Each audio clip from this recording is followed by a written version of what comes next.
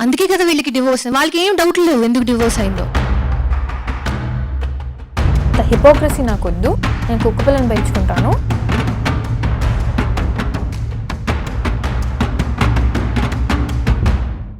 నమస్తే folks, welcome to my channel. Folks, మన జీవితంలో ఎవరు ఎప్పుడు వచ్చారనేది కాదు, మనకి కష్టం వచ్చినప్పుడు మన పక్కన ఎవరుంటారనేదే ముఖ్యం.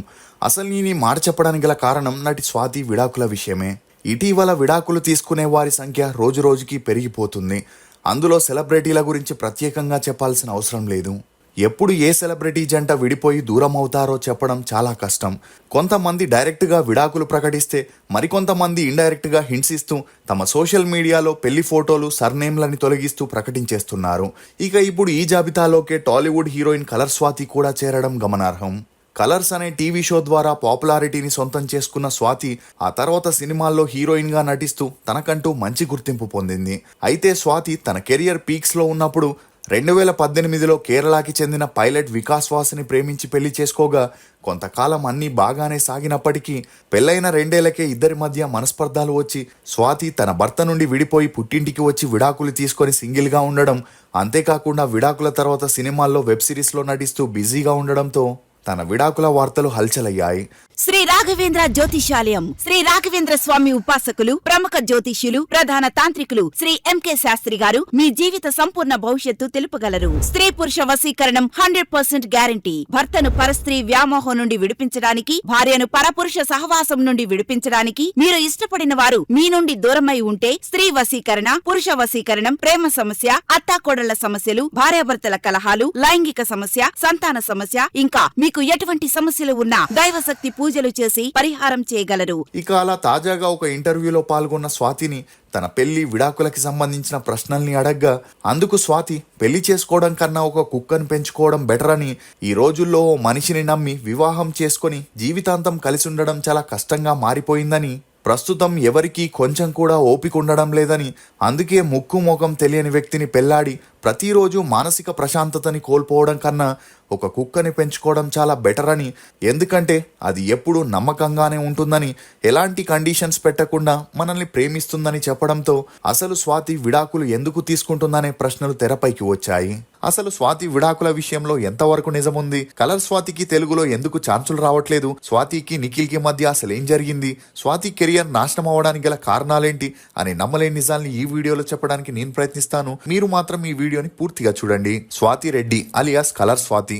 ఈమె 1987 ఏప్రిల్ 19న రష్యాలోని వడివోస్కోక్ అనే ఊర్లో జన్మించింది. తండ్రి శివరామకృష్ణరెడ్డి, తల్లి ఇందిరాదేవి. ఈమెకి సిద్ధార్థ అనే అన్నయ్య కూడా ఉన్నాడు. ఇక స్వాతి తండ్రి వైజాగ్ కి చెందిన వారై ఉండి తన ఎడ్యుకేషన్ పూర్తవగానే ఇండియన్ నేవీలో జాయిన్ అయ్యారు. ఈ క్రమంలోనే తనకి ఇందిరాదేవి గారితో పెళ్ళై వీరికి సిద్ధార్థ అనే అబ్బాయి కూడా జన్మించాడు. ఇదిలా ఉంటే 1985లో రష్యా సబ్మెరీన్ లో కొన్ని సమస్యలు రావడంతో రష్యన్ గవర్నమెంట్ ఇండియన్ నేవీతో తమ టెక్నికల్ డిపార్ట్మెంట్ ని పంపమని రిక్వెస్ట్ చేయగా వారు ఒక టీం ని రష్యాకి పంపగా అందులో స్వాతి తండ్రి శివరామకృష్ణరెడ్డి గారు కూడా ఉండడం గమనార్హం. ఇక అలా తనతో పాటు తన భార్య కొడుకుని కూడా రష్యాకి తీసుకెళ్లారు. అలా 3 సంవత్సరాలు వీరు రష్యాలోనే ఉండగా ఈ క్రమంలోనే 1987లో స్వాతి ఒక హాస్పిటల్లో జన్మించింది. అలా అక్కడ పని పూర్తయ్యాక స్వాతి తండ్రిని ముంబైకి ట్రాన్స్ఫర్ చేయగా అక్కడే 5 ఏళ్లు ఫ్యామిలీతో ఉన్నప్పటికీ ఆ తర్వాత విశాఖపట్నంకి ట్రాన్స్ఫర్ చేయడంతో ఫ్యామిలీతో కలిసి వచ్చి సెటిల్ అయ్యారు. ఇక స్వాతి తన స్కూలింగ్ ని వైజాగ్ లోని ఈస్టర్ నావెల్ కమాండ్ స్కూల్లో చదివింది. చదువుల్లో చురుగ్గా ఉన్న స్వాతి స్కూల్ ప్రోగ్రామ్స్ లో యాంకరింగ్ చేస్తూ తన మాటలతో అందరినీ ఎంటర్టైన్ చేయడంతో అందరూ స్వాతితో "నువ్వు టీవీలో యాంకర్ లా గలగలా మాట్లాడుతున్నావు, చూడ్డానికి కూడా అందంగా ఉన్నావు" అని ఎంకరేజ్ చేయడంతో స్వాతికి కూడా యాంకరింగ్ పై ఇంట్రెస్ట్ పెరిగింది. ఇంటర్ చదువుల కోసం హైదరాబాద్ కి వెళ్ళిందో తనకి యాంకరింగ్ మీద ఉన్న ఇంట్రెస్ట్ ని తన పేరెంట్స్ కి చెప్పింది. దీంతో తమ కూతురి ఆశని కాదనలేక వారు కూడా సపోర్ట్ చేయడం మొదలెట్టారు.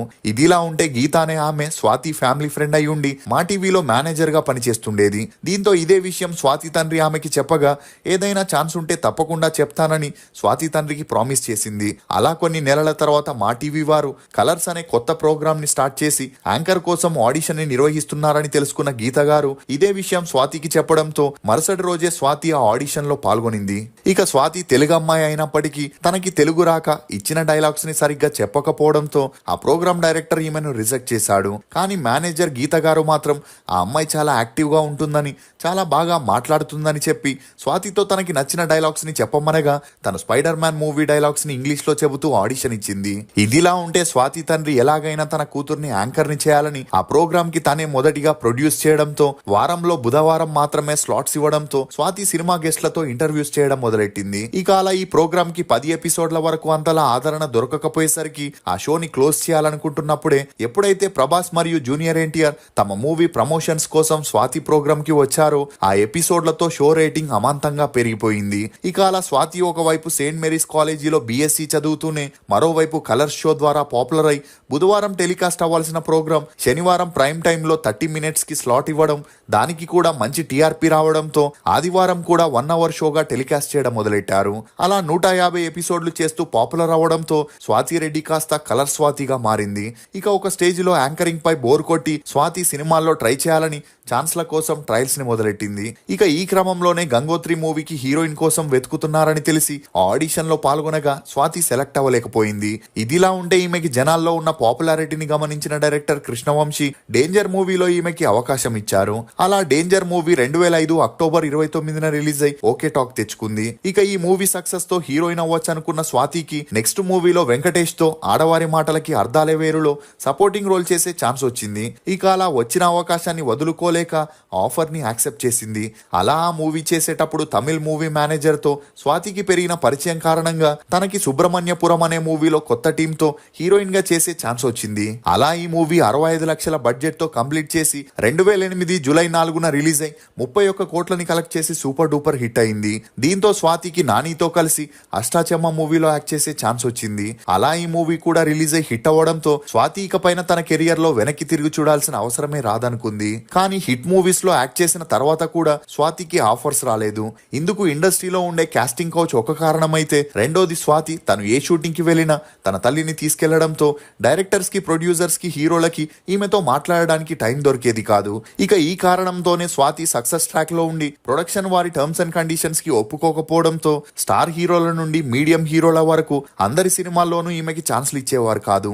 దీంతో లో బడ్జెట్ మూవీస్ అయిన కలవరమాయ మదిలో, గోల్కొండ హై స్కూల్, కథా స్క్రీన్ ప్లే, దర్శకత్వం అప్పల్ రాజు, బంగారు కోడిపెట్ట అనే మూవీస్ ని చేస్తూనే మరోవైపు మిరపకాయ, కందిరీగా అనే మూవీలో చిన్న చితక సపోర్టింగ్ రోల్స్ చేస్తూ ఉండేది. ఇక అలా ఈ మూవీస్ రిలీజ్ అయిన స్వాతి కెరియర్ కి మాత్రం ఎటువంటి ప్రయోజనం కలగలేదనే చెప్పొచ్చు. దీంతో స్వాతి తన మకాన్ని తమిళ్, మలయాళం ఇండస్ట్రీకి మార్చేసి నార్త్ 24 ఖాతా, ఇదుక్కుదాన్, ఆశ పట్టాయి, బాలకుమార, పోరాలి అనే మూవీస్ ని చేసిన స్వాతి తెలుగులో ఫేస్ చేసిన ప్రాబ్లమ్సే తమిళ్, మలయాళం ఇండస్ట్రీలో కూడా ఫేస్ చేయడంతో అక్కడ కూడా తనకి చిన్న చితక సపోర్టింగ్ పాత్రలే వచ్చేవి. దీంతో ఇలా ఉంటే అవ్వదని తనకి ఒక హీరో సపోర్ట్ ఉంటే మళ్ళీ ఇండస్ట్రీలో తన సత్తా చాటుకోవచ్చు అనుకుంటున్నప్పుడే ఒక పార్టీలో హీరో నిఖిల్ ని కలవడం, అలా వీరిద్దరికి పెరిగిన మంచి స్నేహం కారణంగా వీరిద్దరూ కలిసి స్వామిరారా అనే మూవీలో కలిసి చేశారు.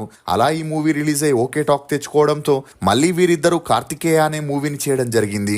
అలా వీరిద్దరూ ప్రేమలో ఉన్నారని, త్వరలోనే పెళ్లి చేసుకోబోతున్నారనే వార్తలు బయటికి రావడంతో స్వాతి పేరెంట్స్ నిఖిల్ తో ఇకపైన యాక్ట్ చేయకూడదని, చేస్తే సినిమాలు చేయలేవని తేల్చి చెప్పడంతో స్వాతికి చేసేదేమీ లేక అప్పటికే శంకరాభరణం మూవీకి సైన్ చేసిన అడ్వాన్స్ ని తిరిగి ఇచ్చేసింది. అలా ఆ తర్వాత డబల్ బేరల్, యాకాయి, తిరి అనే మూవీస్ లో యాక్ట్ చేసిన ఆ మూవీస్ అన్ని బ్యాక్ టు బ్యాక్ రిలీజ్ అయి ఫ్లాప్ అయ్యాయి. ఇక ఈమె సినిమాగ్రాఫ్ పూర్తిగా పడిపోవడంతో ఇంట్లో వారు స్వాతికి పెళ్లి చేయాలని డిసైడ్ అయి తమ ఫ్యామిలీ ఫ్రెండ్ మరియు పైలట్ గా పనిచేస్తున్న వికాస్ వాసుతో స్వాతికి పెళ్లి నిశ్చయించారు. కానీ స్వాతి ఇమీడియట్ గా పెళ్లికి ఒప్పుకోకుండా కొన్ని రోజులు వికాస్ తో డేట్ చేశాకే వీరిద్దరికి మంచి అండర్స్టాండింగ్ కుదరడంతో ఇద్దరు హైదరాబాద్ లో ఇరు కుటుంబ సభ్యుల సమక్షంలో పెళ్లి చేసుకుని ఫారెన్ కి వెళ్లి సెటిల్ అయ్యారు. దీంతో స్వాతి ఇకపైన సినిమాల్లో యాక్ట్ చేయదని అందరూ అనుకున్నారు. కానీ పెళ్లైన 2 ఏళ్లకే స్వాతి హైదరాబాద్ కి వచ్చి సినిమా ఛాన్స్ల కోసం ట్రై చేయడంతో స్వాతి తన భర్తకి విడాకులు ఇచ్చేసిందనే వార్తలు వైరల్ అయ్యాయి. ఇక ఆ వార్తలకి స్పందించని స్వాతి పంచతంత్రం మూవీతో తన సెకండ్ ఇన్నింగ్స్ ని స్టార్ట్ చేయగా ఆ మూవీ ఫ్లాప్ అయింది. అందుకు తోడు స్వాతి తన సోషల్ మీడియా ఖాతాలో తన భర్తతో కలిసి దిగిన ఫోటోలని తొలగించడం, సర్నేమ్ ని కూడా మార్చేయడంతో వీరి విడాకుల వార్తలకి మరింత బలం చేకూరిందని చెప్పొచ్చు. ఇక ఇదే విషయంపై మంత్ ఆఫ్ మధు అనే మూవీ ప్రమోషన్ లో ఈమెని అడగగా స్వాతి ఆ విషయాన్ని దాటివేయడంతో భార్యాభర్తలిద్దరి మధ్య మనస్పర్ధాలు వచ్చి ఇద్దరు వేరువేరుగా ఉంటున్నట్లు తెలుస్తుంది. ఇక ఆ మధ్యలో పెద్దలంతా కలిసి పంచాయతీ పెట్టి వీరిద్దరిని కలిపేందుకు ఎంత ట్రై చేసినా ఎటువంటి ప్రయోజనం లేకపోవడంతో స్వాతి భర్త నుండి విడిపోవాలని డిసైడ్ అయి తన భర్తకి విడాకులు ఇచ్చేసి హైదరాబాద్ లోనే ఉంటూ ఛాన్స్ల కోసం ట్రై చేస్తున్నట్లు తెలుస్తుంది. ఇదిలా ఉంటే ఆ మధ్య స్వాతి పేరు సాయిధరం తేజ్తో గట్టిగా వినిపించడంతో ఈ వార్తలపై స్పందించిన సాయిధరం తేజ్ మేమిద్దరం మంచి ఫ్రెండ్స్ మాత్రమేనని, అంతకు మించి ఏమీ లేదని చెప్పి వారిపై వస్తున్న వార్తలకి ఫుల్ స్టాప్ పెట్టాడు. ఇక అలా స్వాతి ప్రేమించి పెళ్లి చేసుకున్న భర్త నుండి విడిపోవడం, తరచూ మీడియాలో తన విడాకుల వార్తలు హల్చలవ్వడంతో మానసికంగా కృంగిపోయి తాజాగా ఒక ఇంటర్వ్యూలో స్వాతి మాట్లాడుతూ పెళ్లి చేసుకొని మోసపోవడం కంటే కుక్కని పెంచుకోండి, అది విశ్వాసంగా ఉంటుందని చెప్పడంతో ఇప్పుడు స్వాతి విడాకుల వార్తలు కన్ఫామ్ అయ్యాయని చెప్పొచ్చు.